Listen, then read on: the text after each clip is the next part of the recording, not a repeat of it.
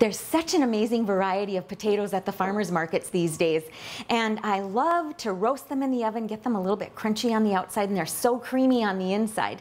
I'll show you one of my favorite ways to do it. I call them basil fries because I use some fresh basil from my garden. So I'm going to start by cutting just red skin potatoes. You can leave the peel on, into about 1/4-inch sticks. And to do that, I first cut my potatoes in half. Now, of course, I've washed these potatoes first, and so I've cut it in half, and then I cut through each half one more time.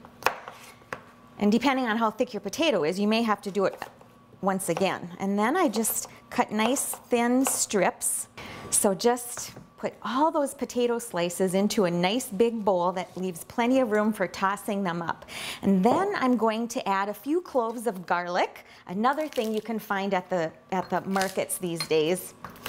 It's such a fun time of the year when there's so much fresh produce available to us. I just love it.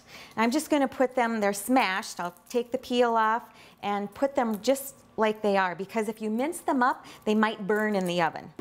Then I'm just going to drizzle a little bit of olive oil over the potatoes, probably a couple tablespoons. Now I've got 4 medium-sized red potatoes in here.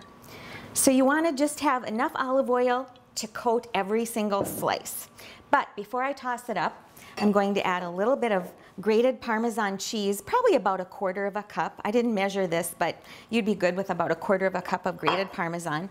And then some fresh basil. And I'm just going to tear this right off the stem. I've already washed the leaves, and just add it to my bowl of potatoes. Now, a little bit of salt I think I'll add, just a little sprinkle, some coarse salt, and a little bit of ground pepper.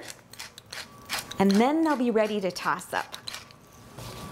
And then put them onto a parchment-lined baking sheet. And the reason I use parchment paper is because it just makes the cleanup so much easier. Now they're ready to go into the oven. I've preheated the oven to 425 degrees, and these could take anywhere from 20 to 30 minutes before they're nice and tender. Now, these potatoes were in for just about 20 minutes. They're nice and tender. If I would leave them in for about 10 more minutes, they'd get a little bit crispy. This is a great way to enjoy the potatoes of the season. I'm Sue Doden, and I'm all about food.